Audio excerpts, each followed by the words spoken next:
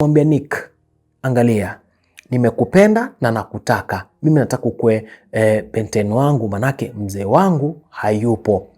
Basi Nick alimwambia kwamba utanipea muda niende nifikirie. Ule mama akamwambia kwamba by the time unaenda kufikiria, chukua kadi yangu ya kazi. Akampea kadi, ile kadi ya kazi akampea Nick. Nick akachukua ile kadi akaenda nayo, na ilikuwa na nambari zake, email yake, nambari zake zote za kazi. Manake ule mama alikuwa anafanya kazi ya kusupply zile ambazo ni zinaitwa mazeras, zile ambazo ni zile za decoration pale kwa boma.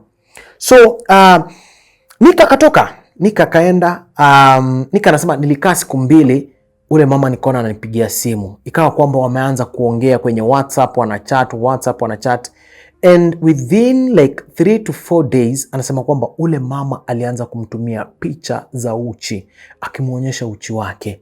Naam, kumbuka kwamba Nick amejiweka vizuri, manake anajua kwamba niko na demu mahali, lakini hapa hana mtu. Basi alipoona ule mama amemtumia picha na akaona kwa kweli imekuwa serious na huyu mama ni ule, wakao kwenye maongeo. Ule mama akamwambia kwamba nimekutumia zile picha ziweze kukupendeza, na jamani na kutaka ukuje huku kwangu, na kabla ukuje uniambie unatakaje.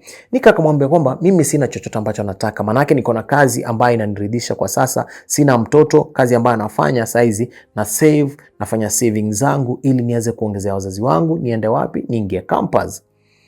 Ule mama akamwambia kwamba kama ni campus ndakusaidia pia savings, usijali wewe, basi kuja tusikizane itakuwaje. Wakati Nick anasema kwa wakati nilisikia vile, alienda kule mama. Akauliza ule mama, kwa kweli uko na ukweli unataka kunipeleka shule, utanisaidia kwenda shule? Ule mama akamwambia kitu cha kwanza, kama utanipenda bila shaka nitakusaidia ile fees yako kwenda shule. Wakati huo Nick anasema kwamba nilikuwa nahitajika kukuwa na 120,000 ambazo ningeanza nazo wapi? Pale shule, pale college.